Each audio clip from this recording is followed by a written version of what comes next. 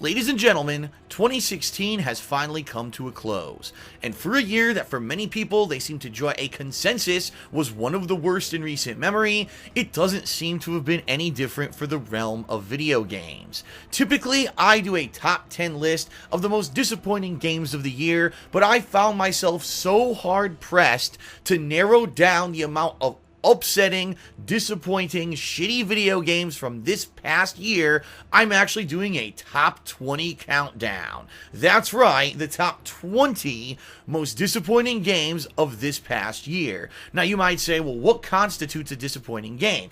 I just want to be upfront and say here, just because a game shows up on this list doesn't necessarily mean that it's a bad game. The games in this countdown are going to include games that, yes, absolutely were shitty, overpriced, underwhelming, and disappointing in one way or another, but that doesn't mean that they were terrible. In a lot of ways, some of the games that were released in 2016 were so hyped, or had such a long development cycle, or had so much anticipation built up over the years for them, that when they finally released, it was just so underwhelming and not living up to that amazing amount of expectation that we all felt kind of downed when we finally got our hands on them. But the flip side of that is that there were a ton of games that were shameless cash-ins, rip-offs, crappy performance at launch, and just overall did not deserve our hard-earned dollars, and those are going to be in this countdown as well. So without further ado, it's time for part 1 of my most disappointing games of 2016 countdown. Prepare your butts. Number 20, WWE 2K17. Now, I'm a huge fan of pro wrestling, and annually I always purchase the latest WWE release because I like to do various things in the game, including creating my own wrestler, playing through the career mode, checking out any kind of story mode that may be in the game, and also simulating some fantasy-style matches for holidays and special events. So 2017's edition was no different, except for the fact that 2K Games, the developer, announced that they were not going to be including any kind of a showcase or story mode. Now, this was a big letdown from the get-go, because traditionally, this showcase mode is a highlight. It's a cool single-player mode where you can experience all kinds of stuff from wrestling past. Previous years have included the career of Stone Cold Steve Austin, retelling of the Attitude Era of the WWE, and also the rivalry between Shawn Michaels and Triple H. So to not have that mode in the game seemed like a real step back, and purchasers asked, gee, what are you going to give us in kind of exchange for not having that mode? The game developer said, well, don't worry, because this year the My Career mode is going to be much better than previous years, including a new promo system and having more opportunities at titles and all kinds of added additions.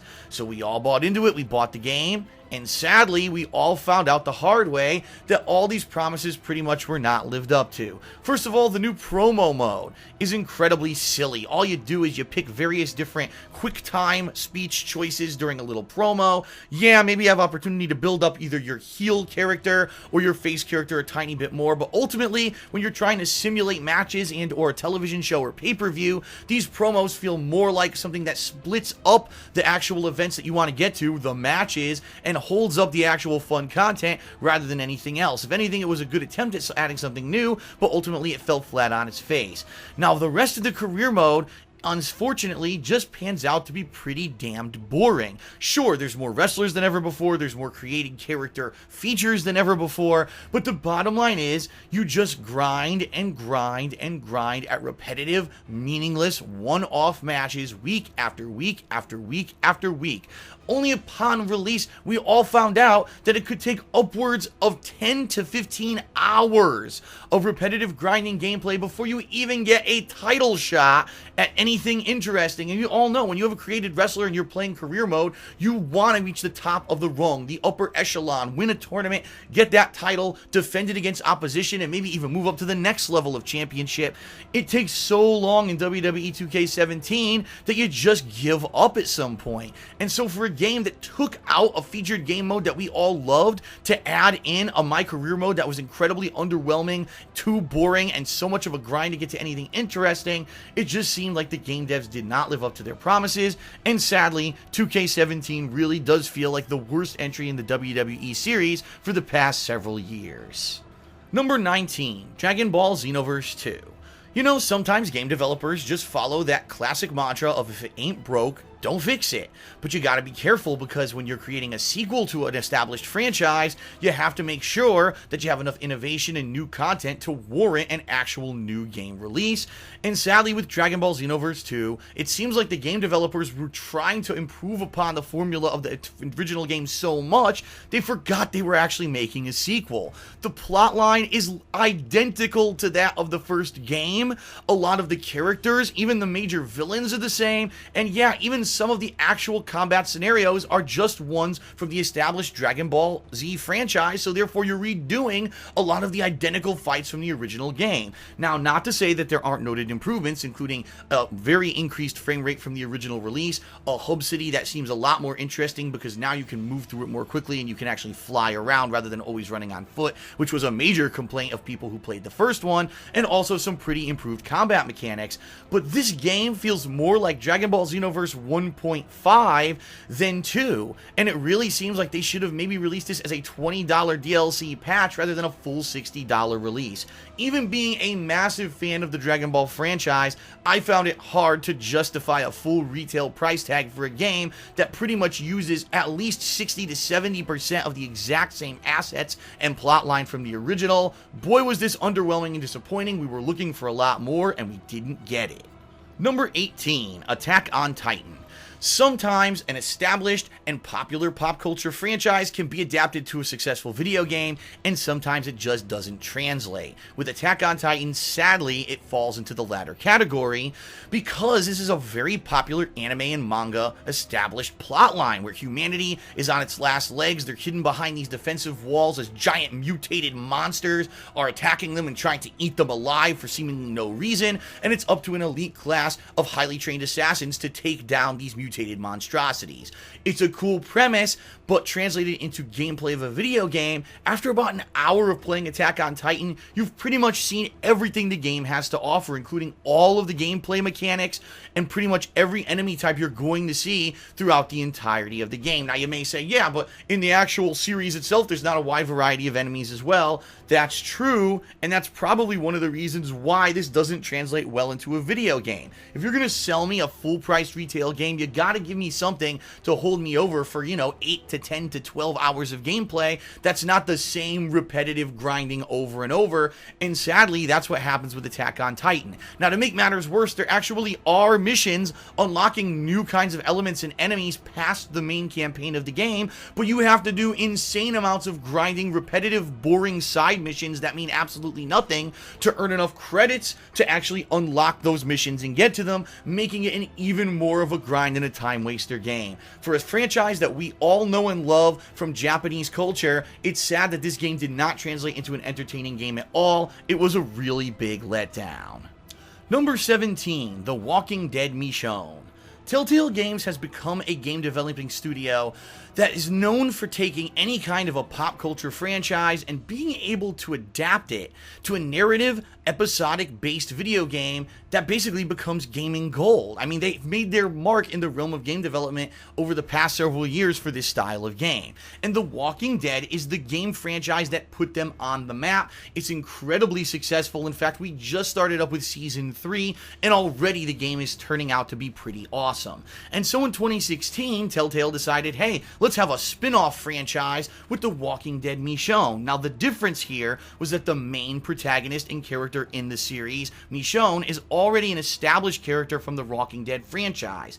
The problem here being, we know that she's going to be fine because she goes on to do great things both in the comics and the television show, and we know Michonne has no risk involved whatsoever in this plot line because it's kind of a prequel story to a lot of the things we've already seen, and therefore it takes away all of the suspense and risk element of the game. You know Michonne's never going to get killed, never going to get bitten, and there's pretty much no risk at all. She's kind of a godlike character protected from any kind of element of risk, and therefore the game ends up being incredibly boring, and ultimately, if you never play The Walking Dead Michonne, you've missed absolutely nothing because you know nothing's going to happen to her. Hopefully in the future, Telltale Games learns from this experience, because ultimately, when you have a game where the character you know is going to be protected, especially in the realm of The Walking Dead where everyone is constantly at risk, and that's part of the success of the suspenseful plotline of that franchise, you need to have that risk element. This game didn't have it, and it ended up kind of being boring and kind of a throwaway experience, and that's a shame. Number 16, Hitman. I was critical of this game during its course of game development because Square Enix, the game developer, couldn't seem to decide what they wanted to do with the game. At first they said it was going to be an episodic digital release, then they changed their mind and said it would be a physical retail disc, then they kind of changed their mind again amidst development and said no, it will be an episodic digital release over the course of 2016, and we'll finally release a retail disc at the end of the year. Now this was an experiment because we were wondering, could you take a franchise that's always been released as full retail games and split it up among these kind of more digestible digital episodes and make it successful? Ultimately, Hitman did decently sales-wise, and I do think that actually the gameplay of the game was quite good. There were a lot of unique locations, some really awesome disguises, some creative and unique and interesting and fun ways to take out your targets. I think the gameplay was actually on par with that of the Hitman franchise. But two critical things really held it back in my opinion. The first being the fact that the game seemed to have a lot of bugs and issues. For example, sometimes I would reload a game and all of the characters had been moved throughout the map from when I had actually saved the game. You know, I saved with a target in the next room just in case if I screw up, I can redo it from that point. I reload the save, the target's not in that room anymore. What happened? What was the point of even saving the game if it was going to completely reset or reshuffle the map? That doesn't seem to make sense. In addition, sometimes these characters are absolutely psychic.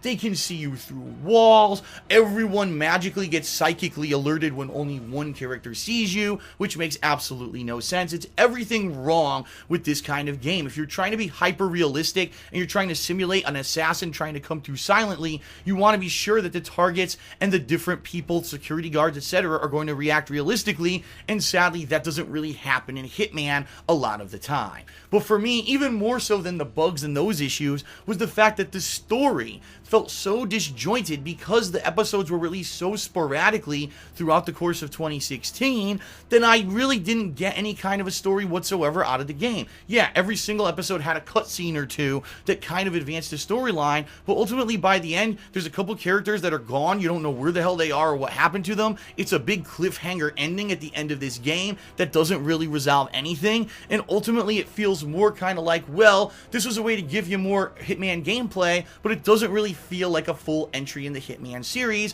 More just like, here, you're in the Jelly of the Month Club, where every month I'm going to mail you a new delicious offering of gameplay of Hitman, but ultimately it doesn't add anything to the franchise nor add anything to the gameplay. It's just kind of a subscriber-based system where you're going to get some little bit of snippets of gameplay here and there throughout the course of the year, and I didn't like it. I actually think that Hitman makes more sense as a whole game that's polished and finished, that's digestible, that has a coherent story, and I think that they lost a lot of that cutting it up into an episodic formula, and that's a shame.